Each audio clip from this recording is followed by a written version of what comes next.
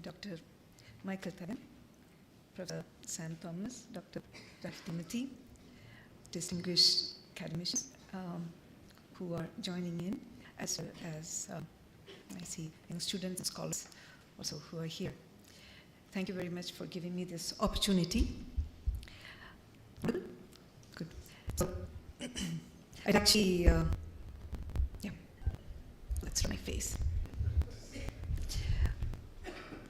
Well, when I asked Rakhi how long am I supposed to speak, she said 25 to 30 minutes. And then I realized that I had something that was about twice that long. So I've been, in the train journey here, I've been cutting and sliding. But I'd be happy to share the paper with you. So let me get straight into today's topic. So Professor George championed the cause of evidence-based interventions and skilled communities for a more environment-conscious local governance paradigm. When we look at climate action for resilience, it's generally regarded as the domain of national governments and the international community. But in Kerala, we've had a unique experiment that has been unfolding in the local government space. New technologies, new understanding, new skill models, new systems approaches perhaps would be required and need deliberated upon. So this local climate adaptation that we have started off may become a stone for global resistance and survival. This is a premise of the memorial lecture that I'm making today in honor of Professor A.K. George and his legacy. He shall forever remain a giant associate giving direction to the early days of decentralized governance in Kerala. I'm grateful to the School of Management Studies, CUSAT and CSES for having given this opportunity to deliver the memorial lecture and for choosing this topic that poses both present danger and immense opportunity. The challenges of climate change have been primarily at the level of the global community. That is indisputably to the planet in its entirety. It was the United Nations Framework Convention on Climate Change during the Earth Summit at Rio de Janeiro, which attempted for the first time to take countries accountable to reduce greenhouse gas emissions. Later, the Paris Agreement produced a global commitment, and this is to bring global temperature rise to well below 1.5 to 2 degrees centigrade. So despite the fact that it had 198 nation signatories, these global efforts have not been successful in controlling, in reining temperature rise because of the difficulties that participant countries have been facing in controlling consumption, development, and unsustainable practices. The UNEP and International Energy Agency reports now indicate that the 1.5 degree window itself, forget 2 degrees, is fast closing, if not already closed.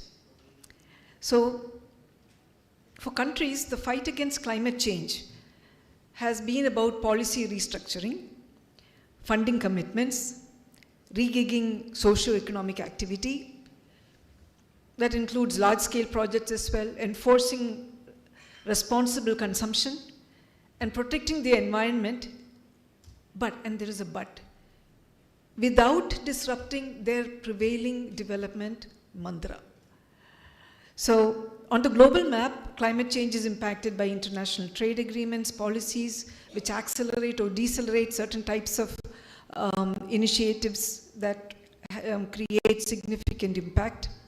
And therefore, the issues of climate change have always been seen as matters to be handled by international bodies, nation states, and regional entities. That there could be a local footprint which could be worked out and which would be relevant has not really been a matter of study or research. Now, coming to India, the Disaster Management Act of 2005 was the first to look at a calibrated response at multiple levels of nation, state, and local to the incidence of disasters in the country. At the time, however, the consequences of climate change for disaster had not been considered. Although prevention and mitigation, you find in the Act itself, find very frequent mention. The Act does acknowledge local governments as local authorities and has a chapter in which certain limited responsibilities are indicated. In Kerala, ever since the constitutional amendments, the role played by local governments in disaster management has been pretty small. It's been a minor role for shelter management. We've been collecting clothing, daily essentials, moving people to relief camps, supporting the taluk and district administrations in providing food to people in the camps. So it's been very limited, the role that local governments have played. The larger role here has been played by the revenue authorities, from the district collector to the village officer, aided by the police, who have generally been first responders in a disaster. The local self-government, its elected committee, its various people's committees, its core personnel have not been actively engaged in disaster management or relief. The district administration very often uses the services of field officers associated with the local government, but these are called in the context of their line departments and not as local government officers. And their activities have also been coordinated by line departments and not by the local government per se. August 2018 changed all that. The floods that hit Kerala, panchayat after panchayat, town after town, not only caught the system by surprise, but were merciless in the scale and the pace of escalation. It had been all hands to the deck. All of government disaster response mechanisms, the NDRF, the SDRF, armed forces, everyone was pressed into immediate action. The role of fisherfolk and Kudumbashree in this extraordinary effort has been acknowledged widely. But in the immediate aftermath, it was interesting to see there was hardly any formal recognition from the state government or the civic community of the role that elected representatives of the local governments had played in combating the disaster. There was a smattering of commentary, particularly from the central forces, of how the incredible local understanding that the local governments displayed as first responders, of their ability to harness resources for the rescue effort, and how that made all the difference, quick response and the turnaround time. And it was responsible for keeping casualties in an event of this scale so low. It had also become evident to exhausted district administrations of how critical local governments were in coordinating the post-disaster cleanup and restoration effort. So slowly, the narrative is beginning to change, and local governments are finding a space or are being entrusted in a further space than they had been hitherto given. So in September 2018, a new local LSG level working group. So as you know, working groups are responsible for coming up with project ideas that enter the local government plans. A new, and the 13th working group, which was constituted, was a working group. So we've got working groups on ST communities, on health, on education, on infrastructure. But this one that came in was on biodiversity, climate change, environment protection, and disaster management. So it was, again, a recognition that there perhaps is a big role to play here. But the state's acceptance of a larger role for local governments, it first emanated out of a decision to involve local government personnel in the assessment of damage and loss to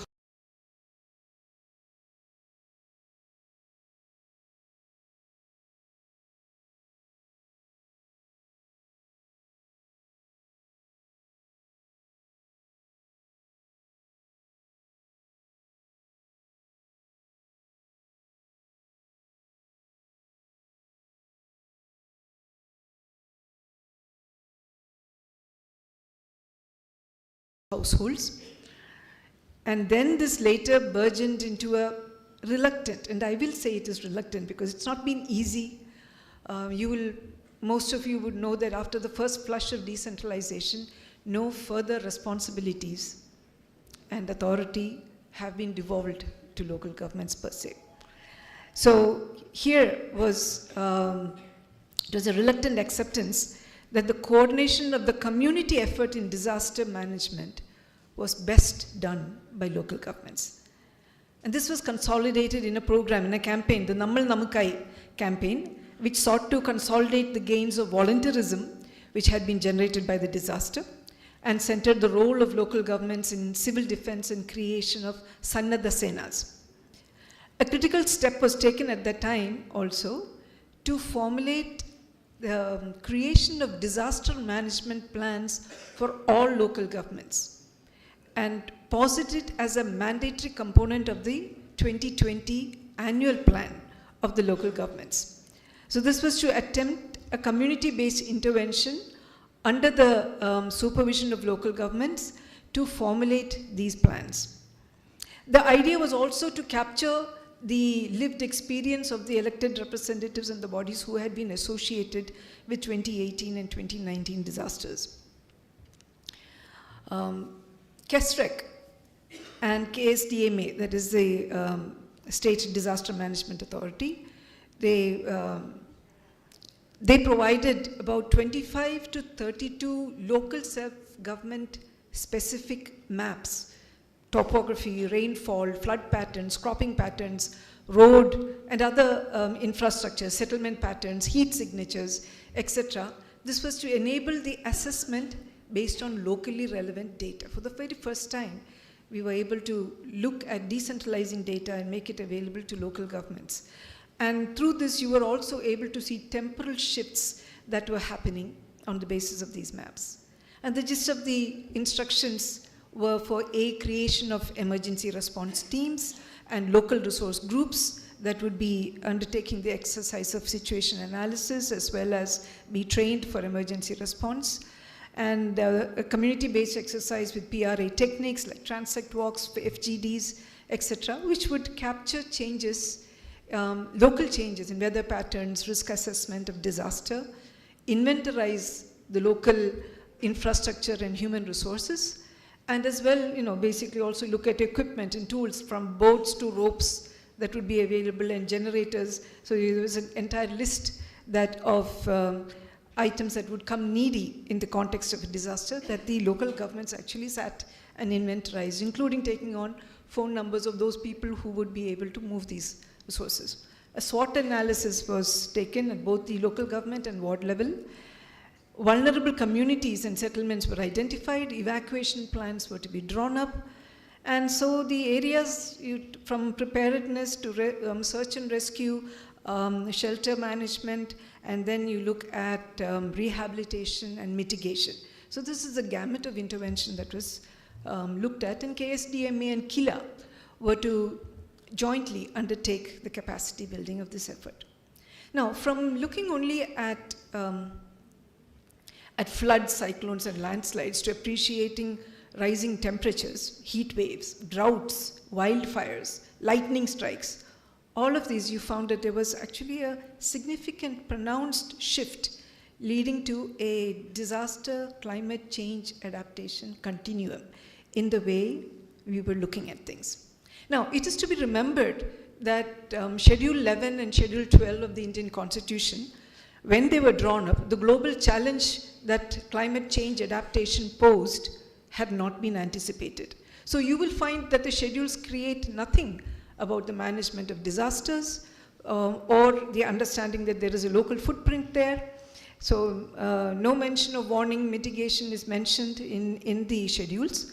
But you will see that also that agriculture, soil conservation, watershed development, social forestry, village industries, fuel and fodder, non-conventional energy, health sanitation, vulnerable communities, community assets, all of this do find space.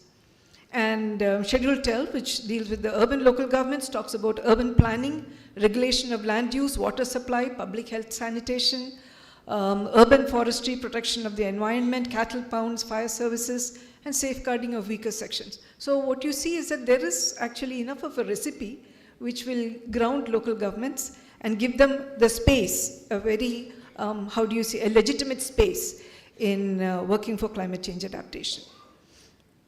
So coming to the Kerala Acts, the Kerala Panchayat Raj Act and the Municipalities Act also cede the disaster management space to the district administration and revenue authorities. They do not articulate a clearly defined role for local governments. There is mention of draining floodwaters and increasing environment awareness, but that's about it.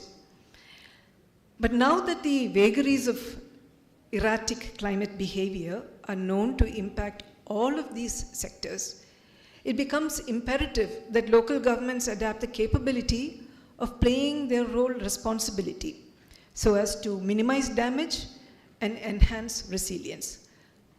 So now, coming back to the disaster management exercise, we had a very small window, actually. The idea of the disaster management plan was thrown up in December 2019. They were supposed to catch the 2020 annual plan making process. And as you all know, that was also when COVID hit us. So it was in the middle of this that the DM plans got going. So obviously, we did not do quite the job that we wanted to do. And so many elements of this plan did not evolve at the time. But one thing did happen, and which was inventorization and information regarding community resources. And this information became a lifesaver during the COVID shutdown. Because when, in the rest of the country, apart from the major cities, they had no clue as to what was going on in villages and little towns. In Kerala, we knew everywhere. We knew where you had nurses, generators, doctors who could be pulled in. Additionally, people who had returned from services, retired personnel, details, etc. Everything was available. You needed to set up institutional quarantine centers, COVID treatment centers, facility centers, all of this. Again, we did that in the space of 3 days, 1 week. All of these centers were positioned and made operational, and that was primarily because you had this huge database to fall back upon. So this was a turnaround that was possible only in Kerala, nowhere else in the country was it possible, and that was because this data was available. And then comes, the 2018 floods also brought the World Bank to our doorstep, and the Rebuild Kerala initiative took off. And this initiative set the ball rolling for a more ambitious space in the matter of disaster management and climate adaptation. So questions that we asked were, 1, can climate information and modeling be undertaken at local levels to permit local adaptations that are more evidence-based? 2, can spatial planning be undertaken by local governments that actually incorporates risk information? 3, can a governance paradigm be created to assimilate responsible and sustainable elements into projects to improve climate-based resilience? And 4, what would be the local policy initiatives that are required to incentivize climate-resilient adaptations into infrastructure and housing, lifestyles, livelihoods? So this was the ask. For us, the thinking that went into the program was that maybe we should start with disaster management, because we get them involved in disaster management and push them towards looking at preparedness and mitigation, you can incrementally bring in the need for climate change adaptation into the sphere of activity of local governments. So you already have the local resource pools that are being created who are concerned about the environment and the fragility of ecosystems. They would naturally veer the discourse into long-term sustainable solutions, while simultaneously also looking at immediate measures. And any discussion on reducing the risk of disaster would lead to the need for mitigation, preparedness, and adaptation to reduce or neutralize long-term risk. So some of these measures would be about the ability, local ability, to handle aberrant climate patterns. But some of it would also be about contributing to reducing the negative impact on the environment. So climate adaptive measures would touch the areas of natural resource management, responsible construction, reduction of heat signature, rehabilitation of vulnerable persons, responsible consumption, etc. I had much more detail in my paper, but we'll stop at that. 2 important initiatives that were rolled out under the Rebuild Kerala initiative for the program for results, they call it P4R, in respect of local self-government department.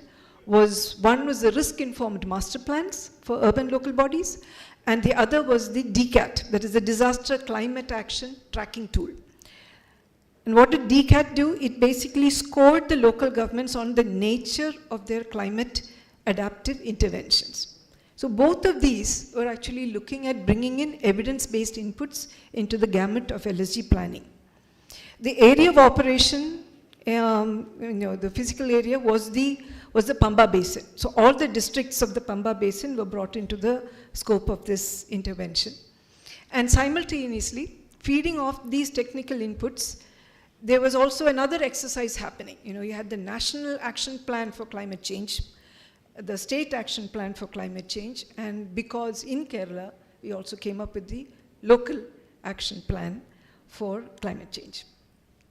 And this was coordinated again by KILA.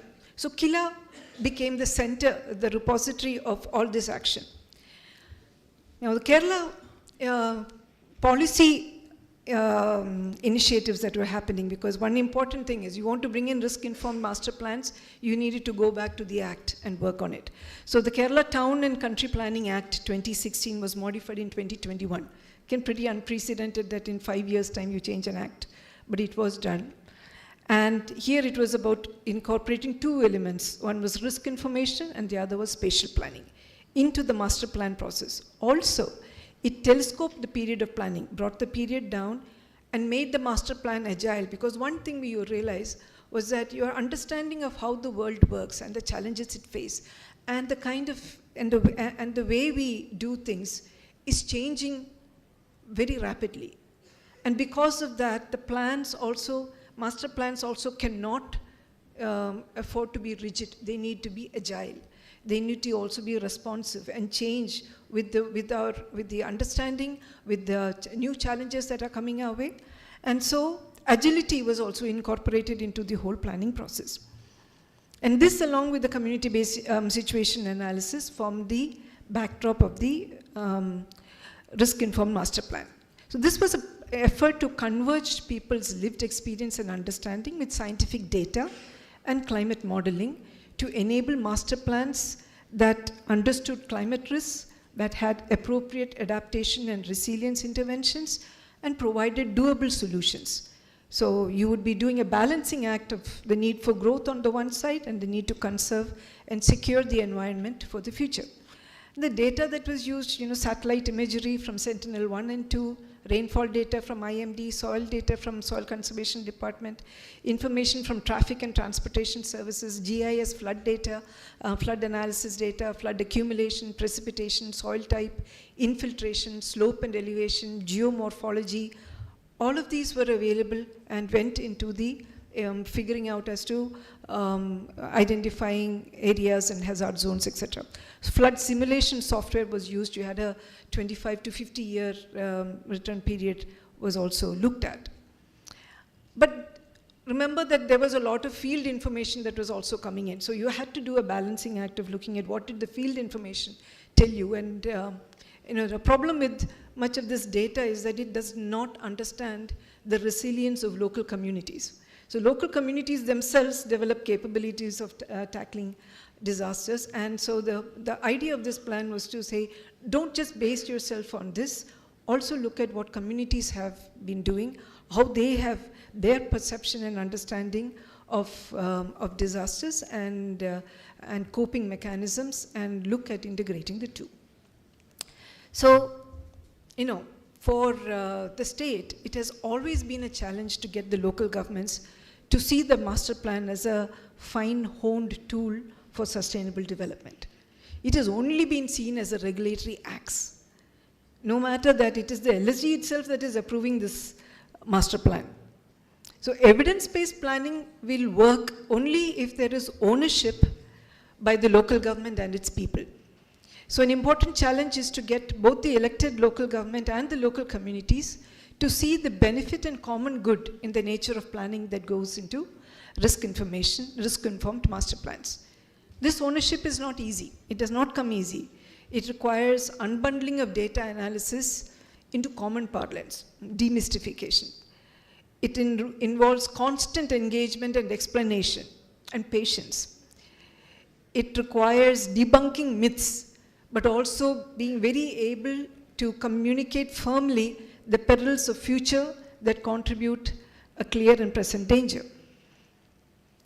It also means assuaging concerns and softening costs, so that, because you cannot load all these costs on the community alone, because sometimes when that happens, it'll be impossible for them to actually take those sustainable decisions.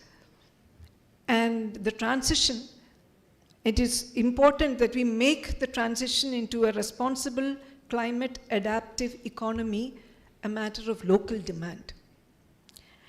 So what happened with the risk-informed master plans that we started coming through? So the understandings that came is, one, you need to locate critical infrastructure outside flood-prone areas. You needed to replace your overhead transmission lines with underground cables in the floodplains. Raised platforms for transformers, so all of this pertains to electricity. Retrofitting of septic tanks with control valves and inspection chambers, very doable. Emergency communication systems when communication systems break down. Disaster resilient infrastructure, that is bridges and roads that will not just disappear and are able to take on the pressure of disasters. Climate smart agricultural land use. Flood forecasting and warning system. Buffer zones around rivers and streams. Sponge parks for holding excess water. And freeing up of riparian areas, river areas, for smooth water flow. So if you read through these instructions or suggestions, you see that many of them should not raise hackles with the community if properly explained. But what you find is that still is reluctance. And where is that reluctance coming from? It usually comes from the elected body itself, where there are additional costs that are brought in, and these they feel are unnecessarily incurred. So unless the value and benefit of these incremental improvements are appreciated, it becomes difficult to push them through. Some of these interventions, because again, in the local governments, unfortunately, what we have fostered is a ward level orientation to schemes and projects. And so you do not see the bigger picture. You find it very, very reluctant to look at the bigger picture. And therefore, you do not see immediate impact or visible impact. And if you don't see visible impact, you think there is no prioritization. It is not worthy of prioritization. So it might be mentioned, but as a project, it will never actually get going. But there is also a problem. Some of these would be seen, like, sponge parks, freeing up of riparian area, buffer zones. All of this would be seen as affecting livelihood, housing, lifestyle choices of local populations, and then there would be quite a bit of recalcitrance and pushback. So the challenge that the risk-informed master plan faces is it needs to be able to A, unbundle scientific data analysis, B, ensure clear communication, 3, facilitate informed decision making, and 4, commit funds to climate smart adaptations. Very clearly, informed communities who are able to connect climate change with their lives and with the well-being and future of their communities, as well as envision practical, pragmatic local solutions, are critical to steer local governments into climate resilient strategies. So, alongside the disaster management plans and the RKI intervention, KILA had also developed the LabCC, I mentioned, which was looking at regulatory measures, climate leadership, awareness creation, and capacity building at the local government level. So the LabCC actually, it started with the people themselves coming up and identifying problems which they thought had a climate dimension. So the ones, in the 260 odd local governments which fall within the Pamba Basin area, the issues identified were wetland reclamation, coastal erosion, saltwater intrusion, temperature, increase in temperature which is affecting livestock health and productivity, decline in agricultural yields, disappearance of local fish varieties, increase in vector-borne and waterborne diseases, decline in the population of beneficial insects and earthworms, increase in the population of pests, flies, and migratory birds, changes in flowering times, increase in invasive plant species and aquatic weeds, increase in avian flu, and accumulation of non-biodegradable waste. So not only did they identify these problems, they also came up with solutions, again, pragmatic solutions of how these could be tackled.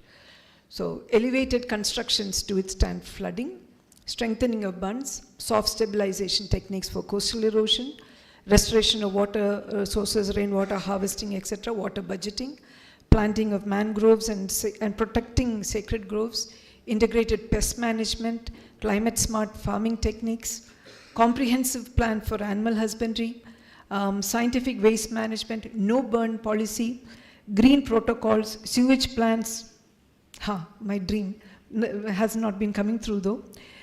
Pre-monsoon sanitation, green constructions, solar panels, well recharging, etc. Electric vehicles and charging stations, bioenergy crops, local biodiversity, and finally the idea of a carbon neutral panchayats and filament free panchayats. So these are all ideas that actually came out of local communities. Now, as ideas, they're wonderful, but the problem is these ideas don't get pushed and they don't happen. Wonderful ideas are generated, but wonderful ideas do not get converted into wonderful projects. So, which is where DCAT comes in. Now, DCAT, what does DCAT do? It is a disaster climate action tracker.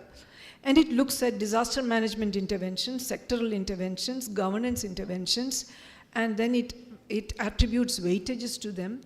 And then it basically tells a panchayat or a municipality, this is where you stand. These interventions are, are good for the climate, are adaptive. These are, don't have an impact, but these are negative. And your total score gives you a picture of where exactly you stand on the climate adaptation scale. So, and this gets then incorporated into SULEGA and the DCAT is also based on a hazard, vulnerability, and risk assessment of each specific local government. Where does this local government stand on the HVRA index? And accordingly, you look to see as to whether it's climate adaptive measures, and it's general. So it is not just about what it's doing for the climate, but whether its general interventions and general activities are actually looking towards climate resilience. So it shows that straight away it gives you a picture of what are the areas to improve upon, what are the interventions you need to minimize or avoid. And so it becomes added to this whole understanding that local communities are generating with regard to the threat of climate and disaster. It helps to push local governments to prioritize action based on risk perception. But let me tell you, having worked in the department, I know that that too is not enough. You still will not get local governments to put in that kind of initiative. So then comes this question, is it possible to incentivize local governments? We had mentioned about sometimes the cost of this is too heavy to be borne by individuals and to be responsible. The same goes for local governments. It might be too heavy for local governments as well.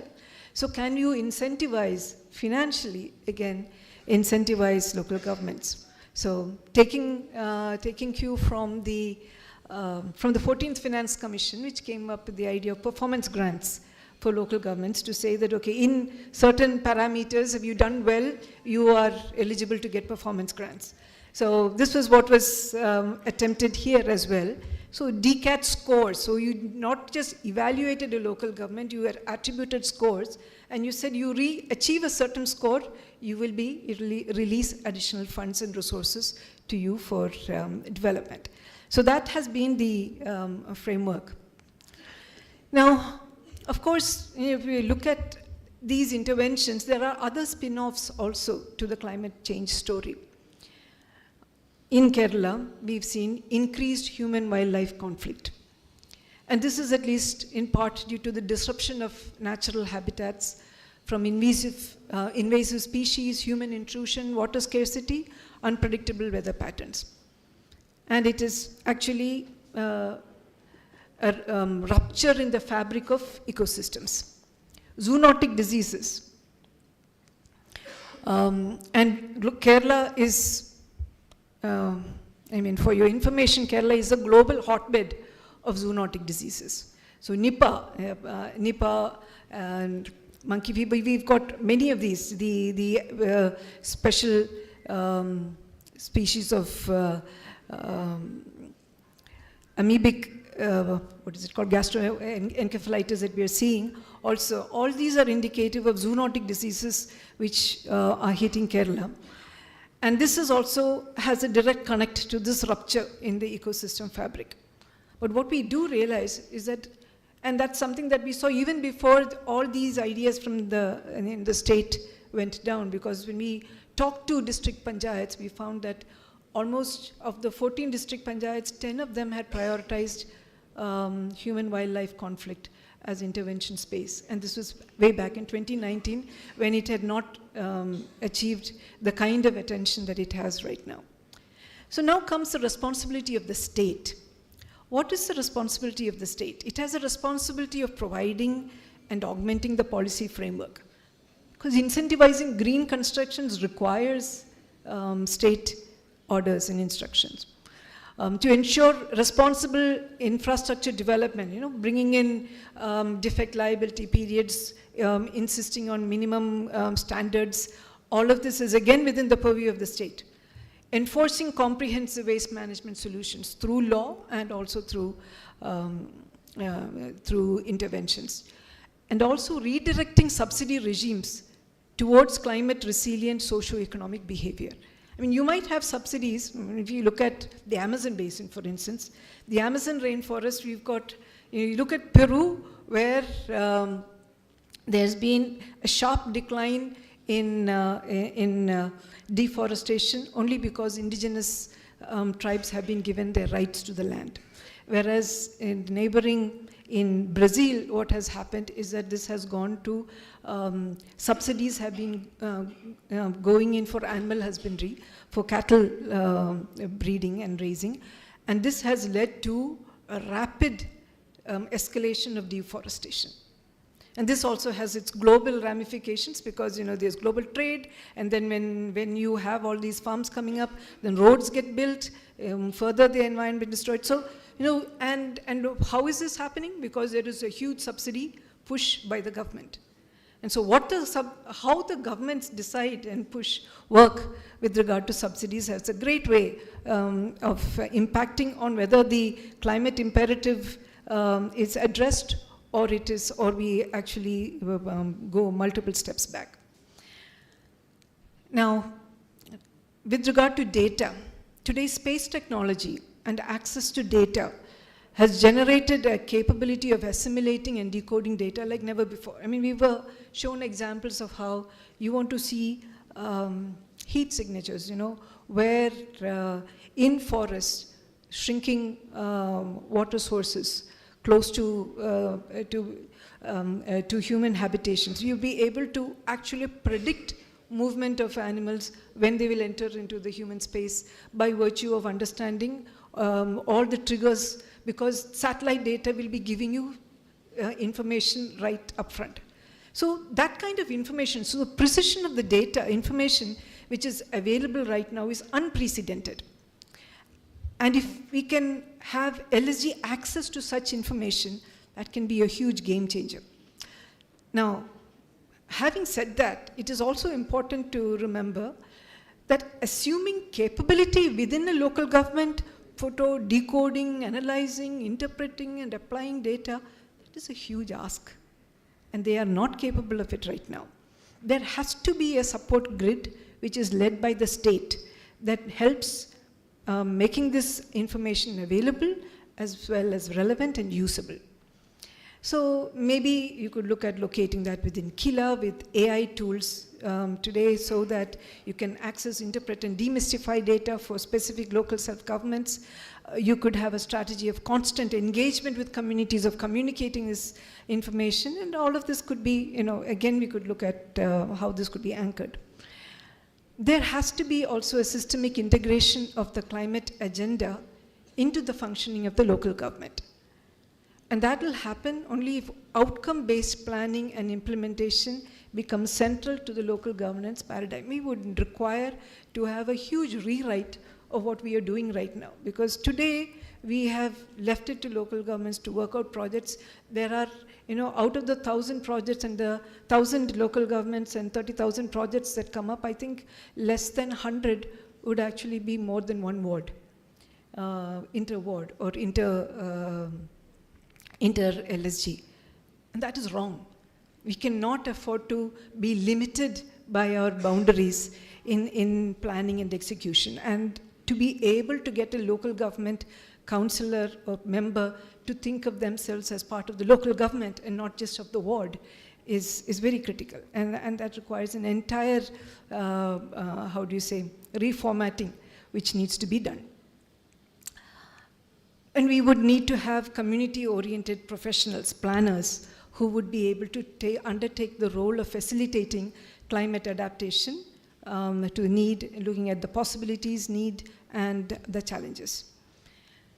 We could also have, maybe, looking at some models. There is a provision for special action plans in the new Town and Country Planning Act. And so hand-holding and making climate resilient special action plans might become beacons for new local governments and for the state. And we should also be able to look finally at a funding innovation.